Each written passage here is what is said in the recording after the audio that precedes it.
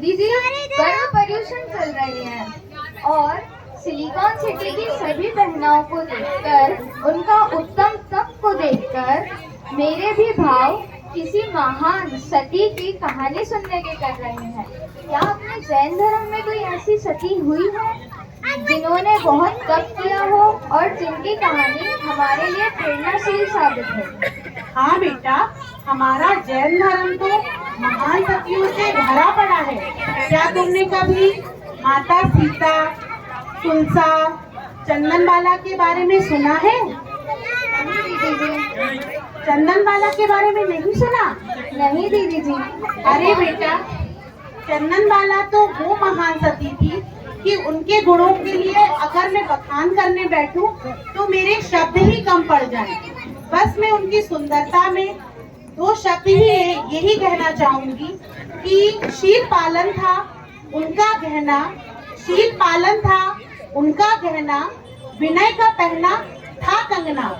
शील पालन था उनका गहना, विनय का पहना था कंगना। श्रद्धा की थी माथे पर बिंदिया और संयम की ओढ़ी थी उन्होंने चुनरिया। अब अपने शब्दों को विराम देते हुए मैं आपको चंपापुर नगरी ले चलती हूँ, क्योंकि हमारी चंदनबाला चंपापुर नगरी की महान राजकुमारी थी।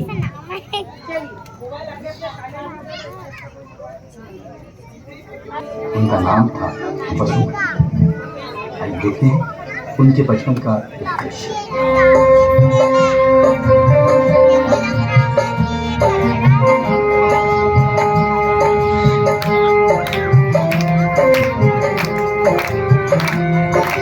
चंपा नगरी की थी वो राजकुमारी, पिता राजा दधी बहन के प्राणों की प्यारी, माता धारिणी ने जिसे नाजों से पाली, हर दिन मनती थी जिसकी दिवाली। ऐसी थी चंदनबाला पुण्यशाली आत्मा थी, पुण्यों का उदय था, रोम रोम में समता और प्रेम हृदय था। अहिंसा की मूरत जीवों को बचाती, हर प्राणी पर वो अपनी करुणा बरसाती। ऐसी थी चंदनबाला, ऐसी थी चंदनबाला, ऐसी थी चंदनबाला। अरे अरे, तुम यह क्या कर रही थी? अभी तुम्हारे कारण यह जीव मर सकता था। तो क्या हुआ वसुमती, एक जगह संसार से कम हो जाता तो क्या होता? इतनी निर्दयी ना बनो। जैसे तुम में प्राण है वैसे इस जीव में भी प्राण है, और हम सभी को जीवन तो उस परमात्मा ने ही दिया है। और अगर तुम इसे मारोगी तो तुम भी नहीं बच पाओगी। इस जन्म में या अगले जन्म में इसकी सजा तुम्हें जरूर मिलेगी। कैसी सजा? हो सकता है कि अगले जन्म में तुम भी एक छोटा सा जीव बनो और कोई ऐसे ही तुम्हें भी कुचल दे। तब भगवान से कुछ मत कहना, क्योंकि ये तुम्हारी ही करनी का फल होगा। मुझे माफ कर दो, अब मैं ऐसी गलती कभी नहीं करूँगी। ऐसी थी चंदनबाला, ऐसी थी चंदनबाला, ऐसी थी चंदनबाला, ऐसी थी चंदनबाला।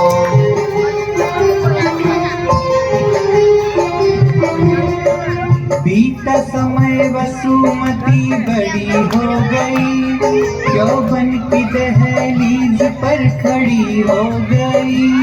माता धारिणी से संस्कारों को पाया, जीवन में था उसके धर्म समाया। ऐसी थी चंदनबाला, ऐसी थी चंदनबाला। वसुमती एक दिन बहुत घबराई, माता से मिलने को व्याकुल हो आई। प्रातः से ही माता को ढूंढने लगी, माता को उसने पुकार लगाई। माँ, माँ। पुत्री, क्या हुआ? वसुमती, तुम इतनी घबराई हुई क्यों हो? माँ, आज मैंने बहुत बुरा स्वप्न देखा। मैंने देखा कि चंपा नगरी पर दुखों का पहाड़ टूट पड़ा है। सभी की आंखों में आंसू है। मुझे समझ नहीं आ रहा है कि कैसा स्वप्न है। पुत्री वसुमती, ये एक स्वप्न था, इससे इतना नहीं डरते। और जो भी किस्मत में होना होगा वह होगा ही, उसे कोई भी बदल नहीं सकता। पूर्व जन्मों के कर्म ही हमारे जीवन में सुख दुख लाते हैं। हमें सुख और दुख दोनों के लिए तैयार रहना चाहिए। हर परिस्थिति में हमें धर्म का पथ नहीं छोड़ना चाहिए।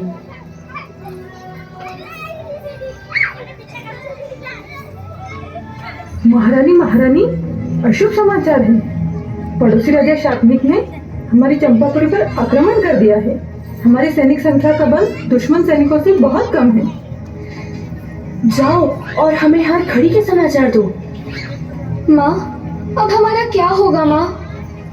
घबराओ मत वसुमती, मैं तुम्हारे साथ हूँ। हमें हर परिस्थिति का सामना करने के लिए तैयार रहना होगा। चलो मेरे साथ।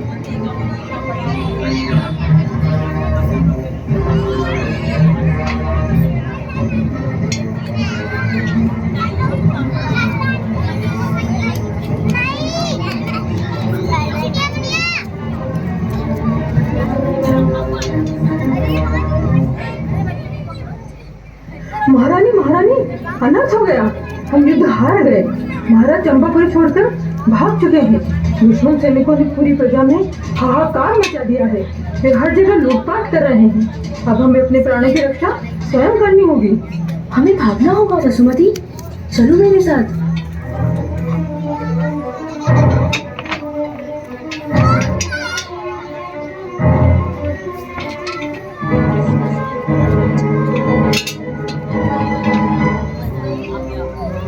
कहाँ जा रही हो रानी धारिणी?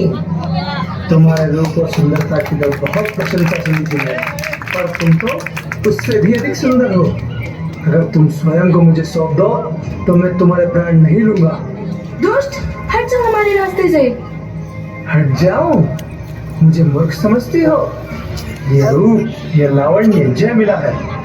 मैं तुम्हें नहीं छोड़ूंगा। चुपचाप मेरे पास आ जाओ, नहीं तो मुझे इस तलवार का सहारा लेना पड़ेगा। दुष्ट, हम क्षत्रिय स्त्रियां हैं। हम हमारे शील की रक्षा के लिए जान ले भी सकती हैं और जान दे भी सकती हैं। और तेरे हाथों में पड़ने से अच्छा है मैं मृत्यु को गले लगा लूं। मुझे माफ कर देना पुत्री। माँ, माँ तूने ये क्या किया माँ? मुझे भी अपने साथ ले चलो माँ, मुझे भी अपने साथ ले चलो माँ, ले चलो माँ। एक निर्दोष स्त्री की हत्या का दोष मुझ पर आ गया। वासना के वशीभूत होकर ये मैंने क्या कर दिया? हे प्रभु, मुझे माफ कर दो। नाजों से पाला उसकी लाश पड़ी है। देखो आई कैसी ये अशुभ खड़ी है। रो रो के वसुमती का हाल बुरा है। सैनिक को भी पश्चाताप बड़ा है।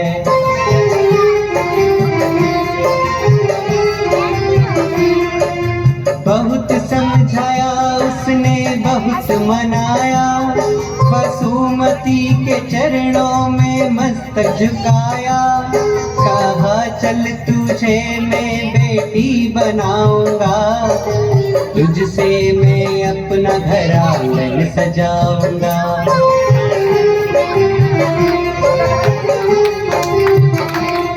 विधि के विधान को वो टाल न पाई। देखो वो आई, विधि के विधान को वो टाल न पाई। जहाँ सैनिक की पत्नी कुछ कार्य कर रही है।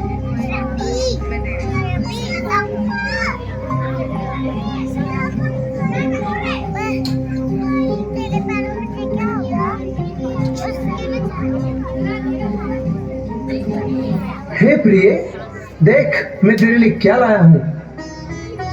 आ गए युद्ध जीतकर? सकुशल तो है। मैं तो आपकी ही प्रतीक्षा कर रही थी कि आप घर पर आए और मुझ पर लुटे हुए रत्नों की बारिश कर दें।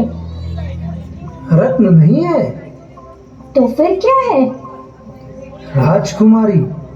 अब यह तुम्हारी सेवा करेगी। सेवा? मैं सब जानती हूँ।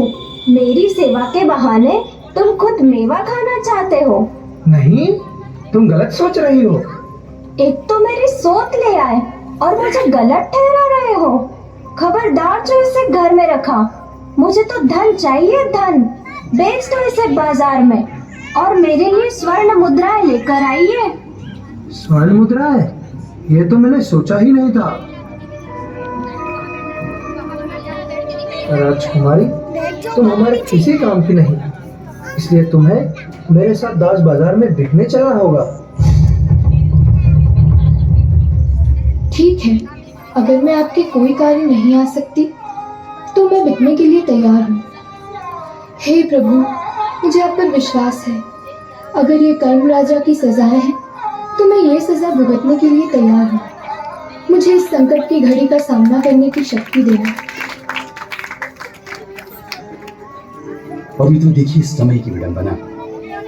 एक राजकुमारी जिसकी एक समय में हजारों दासियां थी, लेकिन आज एक सैनिक की पत्नी भी उसे दासी बनाने को तैयार नहीं थी। लेकिन फिर भी राजकुमारी वसुमती अपनी समता को धारण कर वहां से चलती है दास बाजार में बिकने के लिए। क्या मूल्य लगेगा, किन हाथों पे बिकेगी? आइए देखते हैं राजकुमारी वसुमती की आगे की कहानी।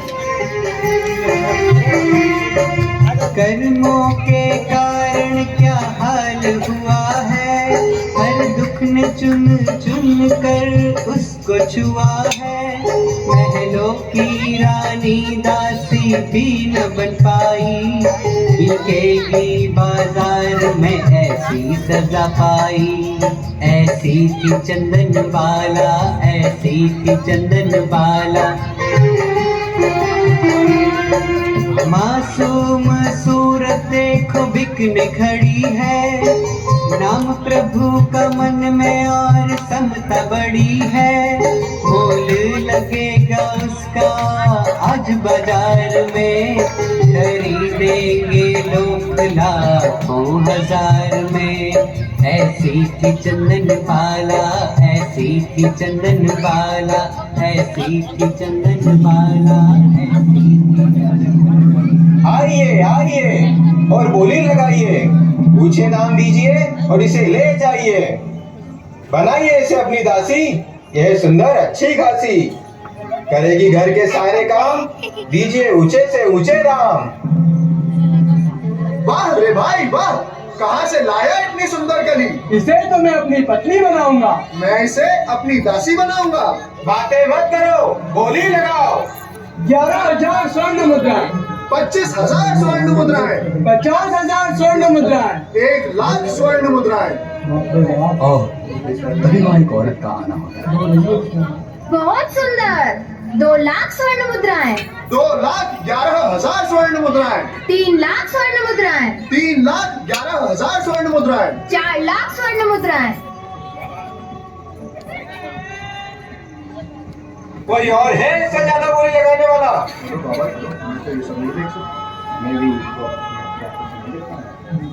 हे माता, तुम्हारा कुल कौन सा है? तुम्हारा कार्य क्या है? तुझे कुल से क्या काम?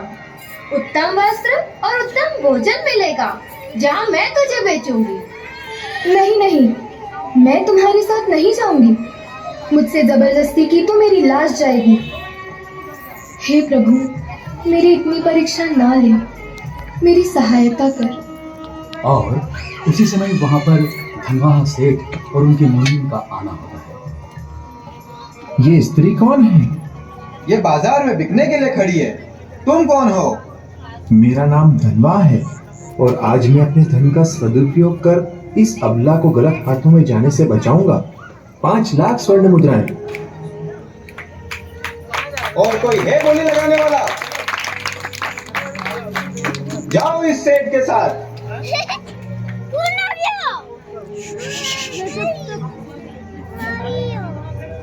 सेठ जी, मुझे आपके घर पर क्या करना होगा? हमारे घर में जिन देवों की पूजा, साधुओं की सेवा, धर्म श्रवण, जीव दया पालन होता है। अगर तुम चाहो तो तुम मेरे साथ चल सकती हो, और अगर तुम और कहीं जाना चाहती हो तो तुम मुक्त हो। नहीं नहीं, आप तो मेरे प्रभु द्वारा भेजे गए हो। आप मेरे लिए देवता समान हो।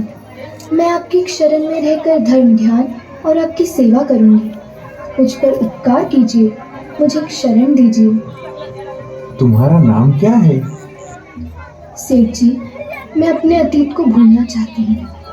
आप जो चाहे मुझे नाम दे सकते हैं। तुम्हारी बातों में चंदन सी सुगंध है, इसलिए तुम्हारा नाम मैं चंदन वाला रखता हूँ। सेठ ने नाम दिया चंदन बाला, वसुमती ने अब है खुद को संभाला। पीछे पीछे देखो हो जा रही है, नए जीवन की आस वो जगा रही है। ऐसी थी चंदन बाला, ऐसी थी चंदन बाला, ऐसी थी चंदन बाला। प्रभु महावीर ने दर्श दिखाया, चरणों में सबने यहाँ शीश झुकाया।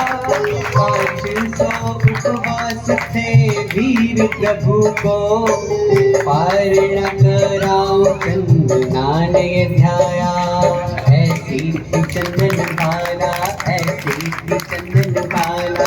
तो ये धर्म का स्मरण, समर्पण और श्रद्धा की ही ताकत थी कि चंदनबाला गलत हाथों में न जाते हुए एक धर्मनिष्ठ परिवार में प्रवेश पा जाती है और महावीर के 500 उपवास की दीर्घ तपस्या के बारे में जानकर उनका पारणा कराने का मौका पाने के लिए प्रयत्न करती है।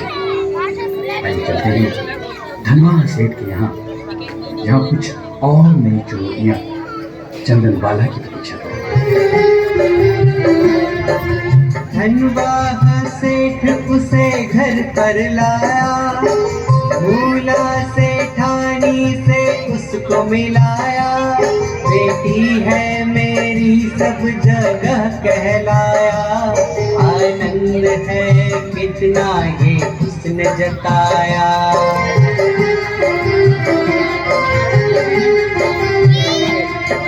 घर पर बनी वो राजकुमारी, खुशियाँ आई चरणों में बारी बारी। माता पिता की सेवा उसका ध्येय था, धर्म पर था विश्वास और कोमल हृदय था। ऐसी बाला से बातें करनी है। जब से तुम इस घर में आई हो, मेरा धर्म पर विश्वास बढ़ गया है। और आपकी वजह से मुझे जो ये धर्म ध्यान का अवसर मिला, साधुओं की सेवा का अवसर मिला, उसके लिए मैं आपका उपकार जन्म जन्म नहीं चुका पाऊंगा। ये तो तुम्हारे पुण्य का ताप है। जब से तुम्हारे चरण मेरे घर पर पड़े हैं, तब से मेरे घर में धर्म, लक्ष्मी और आनंद की वृद्धि हो रही है। ये कैसी आवाजें हैं? ये मूक प्राणियों की आवाजें हैं जिन्हें कसाई ले जा रहे हैं। पिताजी, उन्हें बचा लीजिए। ठीक है मुनीम जी, जाइए और इन सभी मूक प्राणियों की रक्षा कीजिए। इन्हें खरीदकर इनके खाने पीने का प्रबंध कीजिए और हमारे शहर में सूचना करवा दीजिए कि आज से जो व्यक्ति मूक प्राणियों का ध्यान नहीं रख सकता, उन्हें वे हमारे यहाँ उचित दाम देकर छोड़ जाएं। हम उनका पालन करेंगे। अरे अरे, ये आप क्या कर रहे हैं?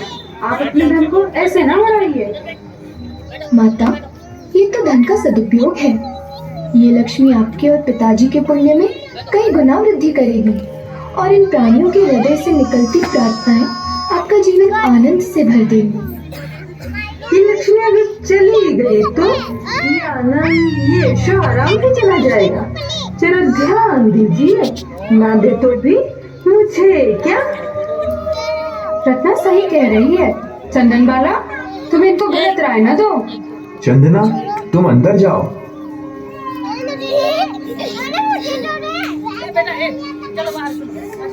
सेठ जी, हमारे व्यापार का रास्ता 7 देशों के लिए खुल गया है। अब हमारी कमाई 5 गुना बढ़ जाएगी। देखा भाग्यवान, इस पुण्यात्मा की पुण्याई का फल। लक्ष्मी हम पर दोनों हाथों से धन लुटा रही है। लेकिन चंदनबाला के एक कथन पर आपने इतना धन खर्च कर दिया, ये बात मुझे समझ नहीं आ रही। अरे सेठानी, तुम तो व्यर्थ में बात को बढ़ा रही हो। और चंदनबाला की बातों में एक अजीब सी शक्ति है। उसकी बातों में धर्म है, सभी जीवों के प्रति संवेदना है। उसकी बात मानकर मुझे बड़ा आनंद आता है।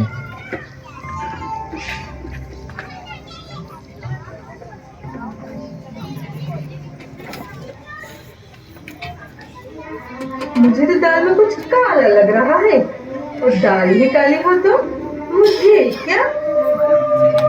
क्या कहना चाहती हो रत्ना? साफ साफ कहो। कल की आई वो चंदनबाला सेठ जी के सर पर बैठकर नाच रही है, और आप ही की उसे देखकर भी अनदेखा कर रही हैं। आप देखें या ना देखें, मुझे क्या? अरे पहली मत तो जा और बता क्या कह रही है। सेठानी जी, सही मानिए तो आजकल घर पर आपकी एक नहीं चलती है, चलती है तो सिर्फ उस चंदनबाला की। मान लीजिए, नहीं तो मुझे क्या? तू सही कह रही है, अब मुझे ही चंदनबाला को ठीक करना पड़ेगा। घर के सभी नौकरों को छुट्टी दे दो, आज से घर का सारा काम चंदनबाला ही करेगी। अब समझदारी दिखा रही हो सेठानी, नहीं तो बात हाथ से निकल जाती। निकल भी जाए तो मुझे क्या? मैं तो चली चंदना को ठीक करने। कहिए क्या हुआ? चंदनबाला कहाँ है? ऐसी क्या बात है जो आप सिर्फ चंदनबाला से ही कहना चाहते हैं? प्रिय, चंदना मुनि भगवान के आहार पानी की बड़ी फिक्र करती है।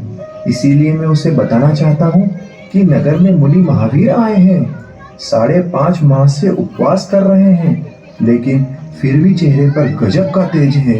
उनके दर्शन करके ये आंखें धन्य हो गई।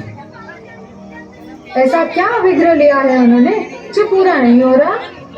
नगर का हर जन चाहता है कि उनका अधिग्रह जल्द से जल्द पूरा हो, पर वे हर घर से यूं ही खाली लौट जाते हैं। अगर मेरे यहाँ पर उनका अधिग्रह पूरा हो जाए तो मेरा जीवन धन्य हो जाएगा। मैं अभी ये बात चंदना को जाकर बताता हूँ।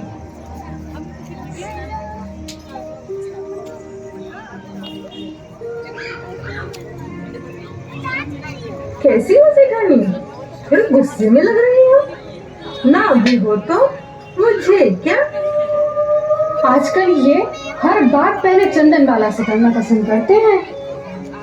मैं तो हर बार ही कहती हूँ सेठानी, कहीं वो आपकी सोच न बन जाए, और बन भी जाए तो मुझे क्या? रत्ना, मुंह संभाल कर बात करो।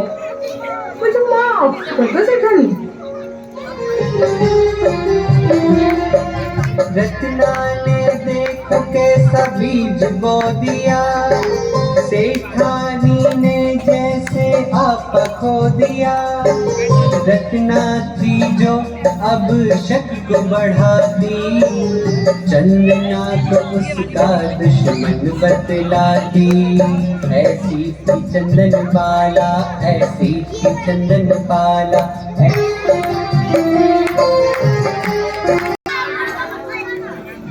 प्रिय, मैं व्यापार के लिए घर से बाहर। निसंकोच जाइए, मैं सबका खासकर चंदनबाला का बहुत अच्छी तरह से ध्यान रखूंगी।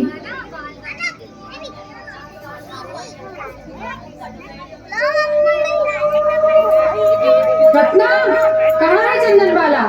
उसे गंदे वस्त्र पहनाकर बेड़ियों में बांधकर मेरे पास लेकर आओ। बहुत बाल लहराने का शौक है ना उसे, मैं उसके बाल ही काट दूंगी।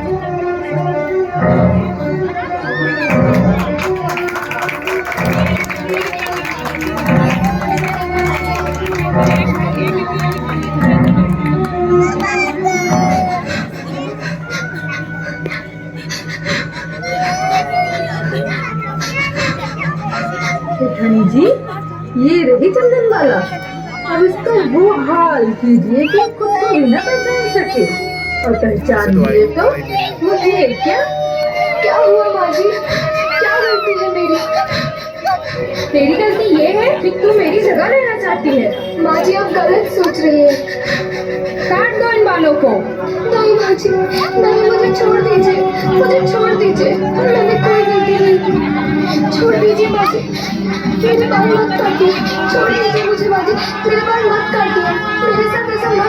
की धारा से ठानी तुमने ये क्या कर डाला, बालों को उसके सर से उतारा, चंदन का उसने मुंडन कर डाला, ऐसी की चंदन बाला, ऐसी की चंदन बाला।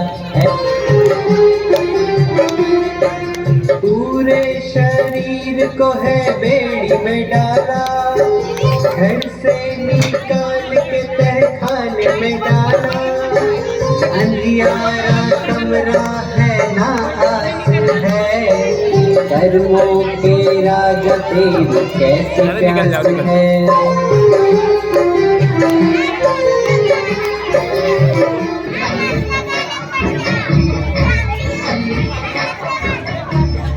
आंखों से बह रही है अश्रु की धार, प्रभु नाम जपने की घड़ी आई।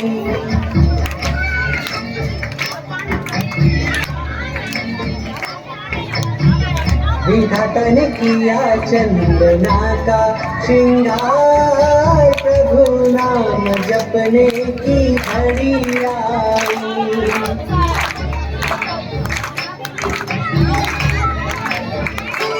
सहा कैसे तुमने दुखों का पहाड़, प्रभु नाम जपने की घड़ी आई।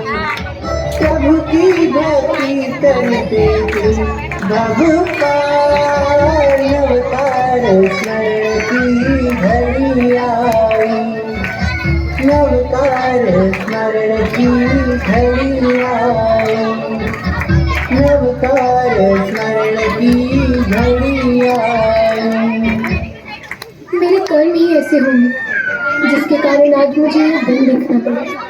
कहाँ मैं एक राजकुमारी थी, कहाँ मुझे सैनिकों ने पकड़ा और मुझे बाजार में बिकना पड़ा, और अब मुझे इस अंधियारे कमरे में रहना पड़ा। लेकिन अगर ऐसे ही मेरे कर्मों का क्षय होना लिखा है तो मैं इसी स्थिति को समता से स्वीकार। हे विद्रा, तेरी शरण है। हे परमात्मा, मुझे शक्ति देना, मुझे अपनी शरण में रखना। मैं इस एकांत में अपने मन को धर्म में लगाऊंगा, नवकार का स्मरण करूंगा। परिस्थिति बदल लेती है।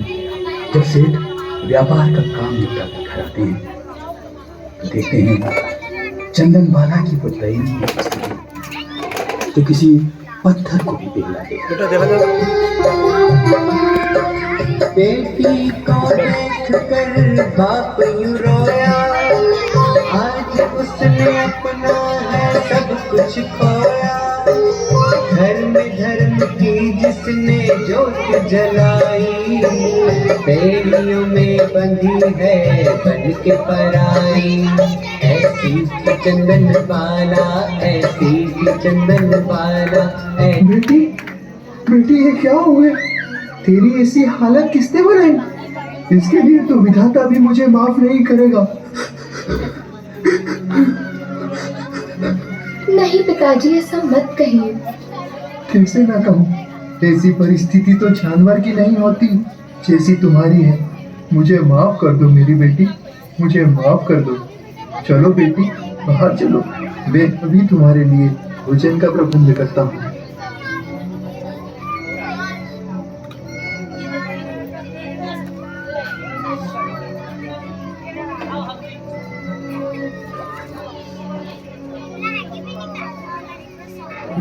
मैं पूरे घर में घूमकर आ गया हूँ, मुझे भोजन में कुछ भी नहीं मिला। ये भैंस के तबेले में पूरब के बाकुले पड़े थे, वही मैं उठा लाया। पुत्री, तुम यही खा लो, मैं तुम्हारी बेड़ियां काटने के लिए अभी लुहार को लेकर आता हूँ।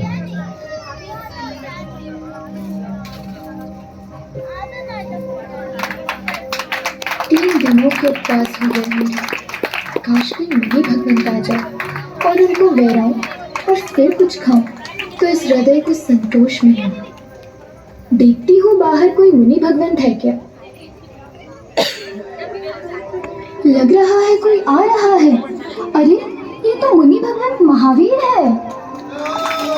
और मित्रों, प्रभु महावीर 5 माह और 25 दिन के उपवास करके अभिग्रहों को धारण कर घूम रहे हैं। उनके अभिग्रह थे जो राजकुमारी हो पर दासी हो, जो सदाचारी हो, जो कुंवारी हो, जिसके सर का मुंडन किया गया हो, जिसके हाथों में हथकड़ियां हो, जिसके पैरों में बेड़ियां हो, जिसके हाथों में सुपड़ा हो और सुपड़ी में बाकुली हो, जिसका एक पैर घर के अंदर हो और एक पैर बाहर हो, जिसके मन में दान देने की भावना हो और दान देने के लिए किसी अतिथि की प्रतीक्षा में हो, जो 3 दिनों से भूखी प्यासी हो और जिसकी आंखों में आंसू हो। ऐसे पवित्र अभिग्रहों को धारण करने वाले प्रभु महावीर चंदन बाला की ओर चले आ रहे हैं। हे जगत में वंदनीय मुनि भगवान, मेरे ऊपर प्रसन्न होकर ये भोजन स्वीकार कीजिए। और मित्रों, अभिग्रह तो पूरे हो रहे थे, लेकिन एक अभिग्रह अभी भी पूरा नहीं हुआ था, और वो था आंखों में आंसुओं का ना होना। और आंसू देखकर प्रभु महावीर लौट जाते हैं और फिर आते हैं अपने आराध्य को देखकर चंदन बाला की आंखों में।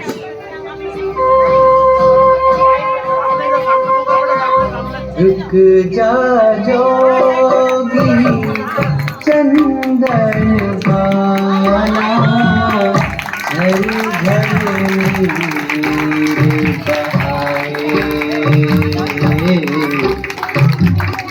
चढ़ी चरनी बहाए। और मित्रों, जैसे ही प्रभु महावीर ने अपनी उस भक्त की आंखों में अश्रुओं की धारा देखी, तो वह फिर से चंदन बाला की ओर लौटने लगे, क्योंकि उनके समस्त अभिग्रह कोई नजो हो गए थे। आंखों में आंसू जैसे ही आए, महावीर प्रभु देखो लौट के आए। उड़द के बाकुलों को स्वीकारा, अन्य बन गया देखो जीवन सारा। ऐसी की चंदन बाला, ऐसी की चंदन बाला, प्रभु की भक्ति कर देगी भव पार। नवकार स्मरण की घड़ी आई, नवकार स्मरण।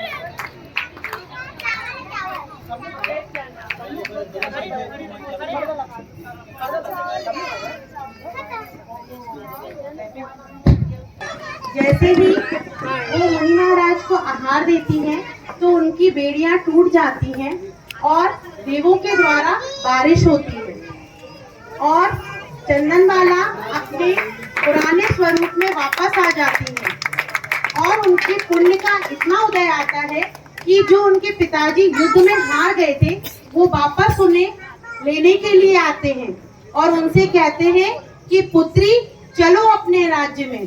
पर पुत्री कहती है कि नहीं पिताजी, अब मैं नहीं जाऊंगी, मैंने इस संसार के समस्त दुख देख लिए, अब मेरा मन इस संसार से भर गया है, अब तो मैं प्रभु महावीर की भक्ति में जाऊंगी और उनकी शरण में जाऊंगी। और इस प्रकार चंदन बाला वैराग्य को धारण करती हैं और वैराग्य धारण करती हैं और महान सती बनती हैं और भगवान महावीर की प्रथम आरिका बनती हैं। नवकार स्मरण की घड़ी आई, नवकार स्मरण की घड़ी आई। इस प्रकार हमें चंदन बाला के चरित्र से यह सीखना चाहिए कि किस प्रकार विपरीत परिस्थिति आए, हमें संयम को नहीं छोड़ना चाहिए। आजकल तो तनिक बात होती है और तनिक में क्रोध आ जाता है, लेकिन हमारा जो पुरानी परंपरा है, जो हमारे यहाँ की सती है, उनके चरित्र को अगर हम देखें तो हमें जीवन में बहुत कुछ सीखने को मिलता है। और इनके चरित्र से हमें ये सीखना चाहिए कि सभी स्त्रियों को और सभी पुरुषों को समता धारण करना चाहिए, तनिक तनिक पर क्रोध नहीं करना चाहिए। धन्यवाद।